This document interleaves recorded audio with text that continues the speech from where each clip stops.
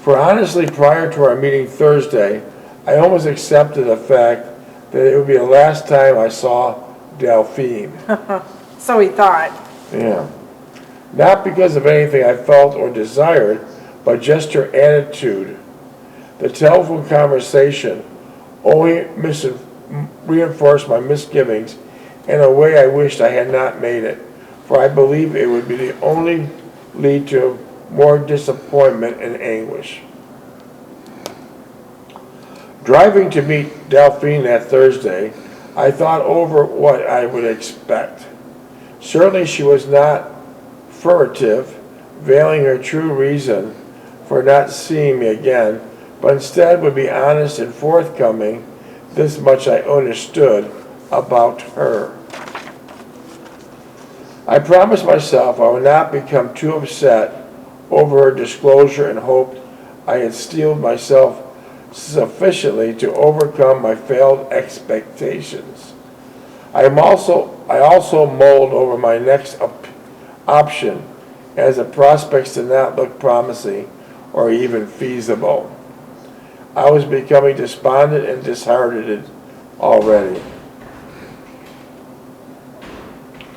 As I was early, the thought that I wait for Delphine outside the store's rear entrance and suggested rather than going inside and strutting around the store, acting the macho and the braggadocious boyfriend, I knew it would be only embarrass her, and it certainly was not my style. After a while, shortly after 6:30, I saw her as she left the store. She spotted me immediately, and it appeared that she was pleased to see me, for she smiled as soon as she saw me. I was also pleased to see her, and looked as if she had taken some effort to look her best for our meeting. That also pleased me, and I felt a tinge of excitement as she approached me. She was wearing a dark skirt slightly below her knees and a white, almost transparent blouse that hid all her figure. As she walked up to me, I could hear the clicking of her high heels. Click, click, click. As I greeted her, I could see she was a little bit flustered and excited at our first meeting. This bolstered my ego, partially erased the expectation I had come with. Besides, I was a bit nervous myself, and as my confidence returned, I concentrated on an attempt to make her feel more relaxed and able to be herself. I suggested a little Italian restaurant, and I noted when I was looking for a parking place earlier. As we drove, I tried to ease her into the general conversation. She soon relaxed somewhat and talked a little about the ballroom where we had met and a little of her friends, Rosalie and Agnes. She mentioned work only slightly as a passing remark, and soon we went to other topics, including her younger sister and how she was always cajoling her about something. I said I sympathized with her and explained that I also have a younger sister with the same problem. We reached a restaurant. It was called the Red Devil. As we were escorted to our table along the far wall, away from the front entrance. The restaurant was not too crowded, and I was thankful for that, since I did not want a hassle of a large crowd. Besides, it was too early for the evening dinner crowd, which our waiter remarked as he poured us some red wine. The restaurant was a pleasant, cozy place, and red checkered tablecloths, all on square tables, topped off with lighted candle stuffed into a wine bottle in the center. The lighting was subdued, almost dimly lighted, except for the candles dripping their hot wax down the side of the wine bottles. There was soft, melodious music from the central PA system, playing some of the most music from the 1940s, and sprinkled now and then with a native Italian number directly from Italy, so we are told. Our waiter was attired in a native Indian Italian costume, and were all the waiters and waitresses. As he took our order, I could see that Delphine was uneasy during this ritual, as I was. What was the ritual? Ordering food at this Italian restaurant. It was called the Red Devil. Do you remember the Red Devil? Yeah. Was it a nice restaurant? White dove or something. There's a chain. Considered a white dove or something. We both disliked sports, except the ones we actually participated in. Ice skating for me and roller skating for Delphine. We both like to take long walks, especially in the woods, autumn time. We also like the winter more than the hot, humid summers, and we both disliked golf and tennis. Who did? Delphine and you both disliked golf and tennis. Never heard of that. Delphine did not read much, except the local paper on Sunday, and she liked some of the afternoon soaps on television. I remarked that I did not care for the soaps much and really did not see much that they were noteworthy on television. She was taken aback by this statement, but accepted it good-humoredly. We both commented on the spiciness of the spaghetti dinner, but on the whole it was delicious, and I complimented that I'd be come again. She agreed. We did not care for any dessert, and we chatted a while and then departed as we walked in the car. I asked her if she'd like to go to a movie. She agreed graciously and said that she has not been to a movie in a while.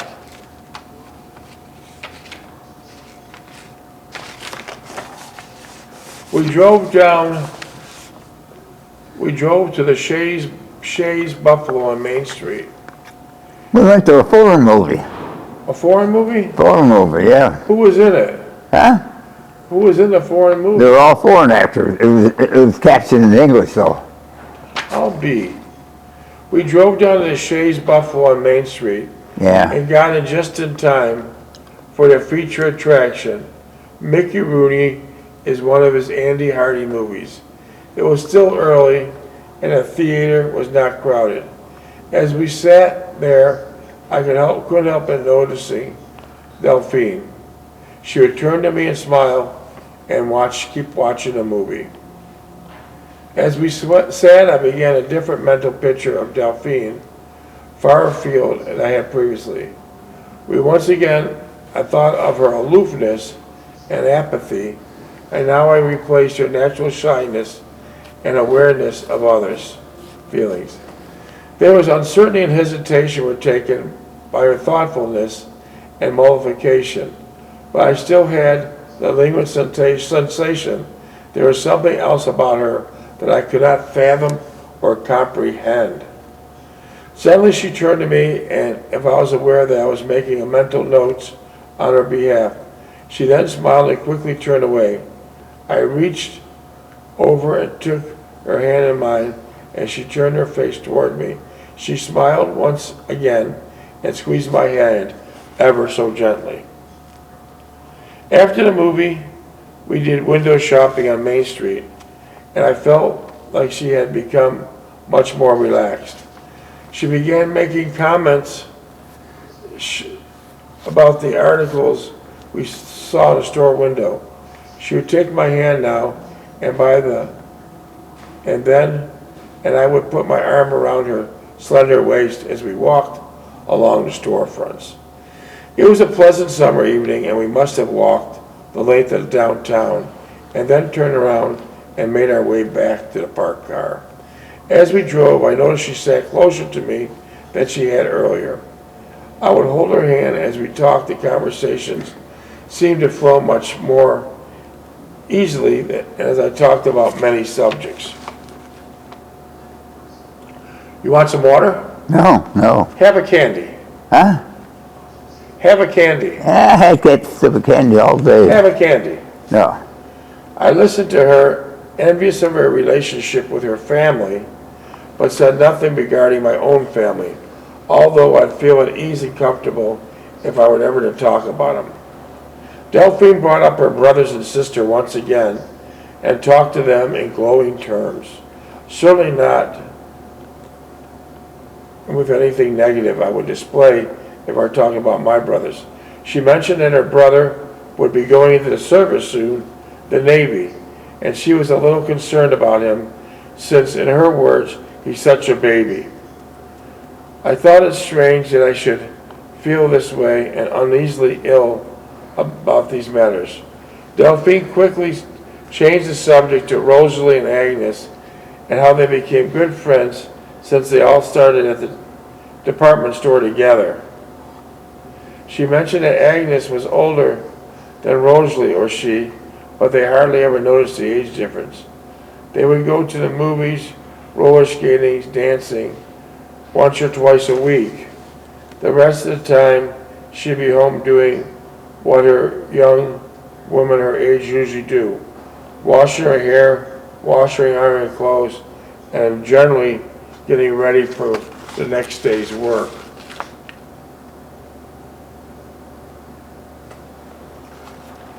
Ah, shit. We drove around the town and even got out of the outskirts before we realized where we were. It was getting late, almost 11:30 p.m., and we headed for her home. Arriving there after midnight, I made a U-turn at the end of the street, pulled up in front of the house, turned off the lights and engine. We talked some more, and I could see that she was concerned about leaving as it was getting late. I asked her if I might call her in several days, and she seemed pleased at the prospect. She thanked me for the pleasant evening and hesitated for a moment. At that instant, I did not know if I should kiss her or left it behind. I walked around to her side of the car, opened the door, and escorted her to the side door of her house. Thanking her for a very enjoyable evening, I stepped back and she reached for the door once again. She turned and smiled and entered the house. Driving home, I felt relieved and elated. All my somber suspicions about that evening did not materialize. I really and truly believe Delphine liked my company as I did hers. As we got better acquainted, I could not understand why we went through the extraneous ritual of testing each other's motives and being constantly on guard of any sides which we're actually thinking.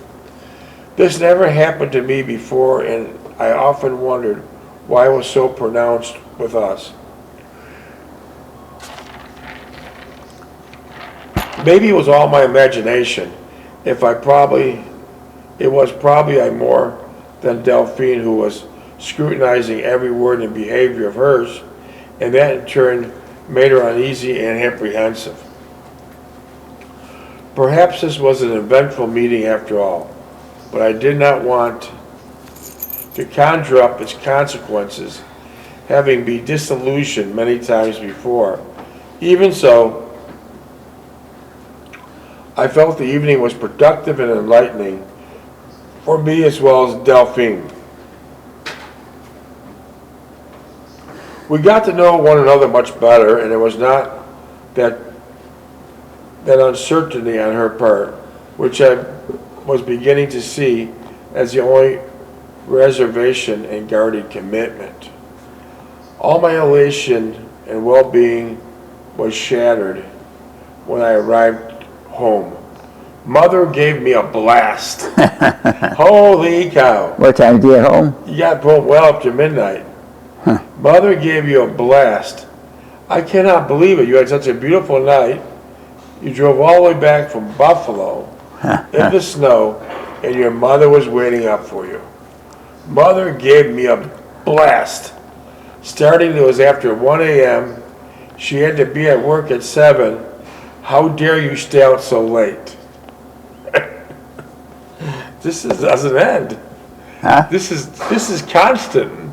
This doesn't end with your mother. She's always doing She's it. always on it. Huh? She's always on it. How dare you stay out so late? I have to get up to work at 7. I noticed Lookie was not even home yet. Yeah. Your brother was not even home yet. If he came home. I noticed that Lookie was not even home yet, and I knew she would not greet him in that fashion or even wait up for him. I said nothing but washed up, brushed my teeth, and went to bed. I did not have to be at work for another day Saturday morning. As I lay in the bed, I wondered how Delphine was greeted when she arrived at home. I quickly dismissed the thought about how I was going to handle the situation with Mother, knowing what I went through with Valerie, and before that, Rose and others. Yeah. Mother was going to be a problem once again, and I did not want to influence my relationship. I did not want Mother to influence my relationship with Delphine. I knew that just talking to Mother would be of no avail, and that I would have to improvise as the situation warranted. I was disgusted at the implications that I'd go through this very same scenario each and every time Mother felt threatened, and her fear would be laid at my feet. Steve and Lookie did not go through this ordeal. I dare say Sally would not even be subject to this imposition either. This is amazing. Here again, we're at the conundrum facing me. What do I do about my life and still Mother and her real fears and ineptness? I should be able to lead a normal, responsible existence without her constant contrary dictation on my every step. Yet I put up with it, even though she did not understand or even accept it. Well, what did I do? I told her that week, Sunday night, I said, well, you're going to meet my mother next week. Really? We're going to break the ice with her. And how'd that go? And she said, well, you got to give me more time than that. I said, what do you want, a year? Well, we were too old for that then. I said, Sunday afternoon, I'll pick you up. We'll go there and talk to Mother for a couple of minutes.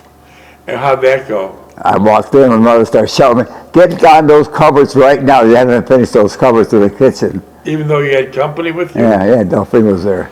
So they sat in the living room, and I didn't hear no voices or nothing. When they came out, my mother said, Delphine, do you want a cup of coffee? They were real buddy. That was nice. Yeah. So they had an instant attraction to each other. Yeah. That was a beautiful story. Very beautiful. I should be able to lead a normal, responsible existence. She felt that she was doing her duty as a good mother, looking out for my welfare and betterment. It was that the case, why was she not deploying the same concern over for Lookie and to a certain extent over Sally and Steve? The next few days were silent and still. Mother was moody and withdrawn around me and was congenial and agreeable with the rest of the household. Lookie would just sneer. He sneered a lot. What does actually sneer mean? What? You said Lookie would sneer. What does sneer look like? What does a sneer look like? Sneering? Yeah, what is a sneer? You just make a... Yeah. He's always slurring, yeah. Lookie would just sneer at me and go about his normal routine, staying out late and idling about the house when he was there. So he didn't really care what was going on there, right? Yeah. Well, definitely made him coffee every morning for a year. Breakfast. That's nice. Sally sided with Mother and would not even talk to me when Mother was in that frame of mind. I knew she would not frame of mind. I knew enough to stay away from all of them during these times. I would busy myself with chores around the house and slip into some reading when no one was around. Well, I told Alfie, we're going to break this nonsense up. You're going to go meet my mother tomorrow. That today was Saturday. I said, you'll meet my mother tomorrow afternoon. Oh, let's wait another week. I said, no, we're going tomorrow morning, tomorrow afternoon. Let's go. That was a good suggestion. Huh? That was a great suggestion, and it worked out fine. How different was this from when my father was here? Then I would be a defender of my mother, and my father would be the one I saw as the abhorrent person. I wanted to call Delphine, but I have to first rid myself of the mood I had gotten into from the badgering I was getting from home.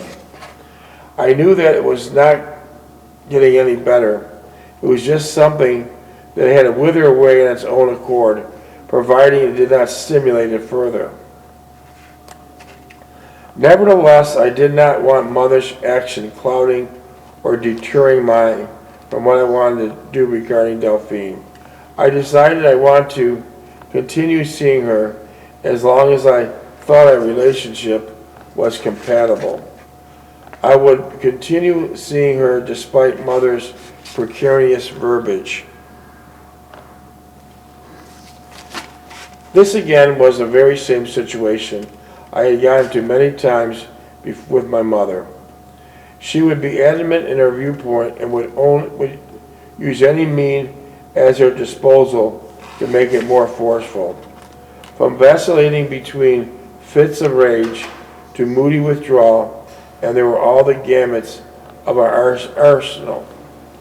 I felt this was nothing wrong and immoral, yet even though I would discount much of what she said, I still had pangs of guilt, not so much in what I was doing, i.e. seeing someone, but how it affected mother. She felt threatened, and I guess she was. Say what? Mother felt threatening, and I guess she was. This was the clouded and confused much of my initiative to move my life forward. I would be caught in the complexities of the issue, and soon I'd be thoroughly confused and bewildered, and finally show. No, ma'am. And finally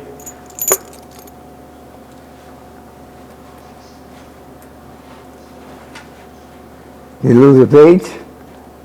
it would.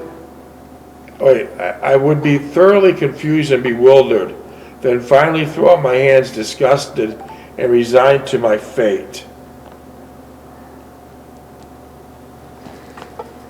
I was much older now and realized that I had to take control of my own life and no one would do it for me.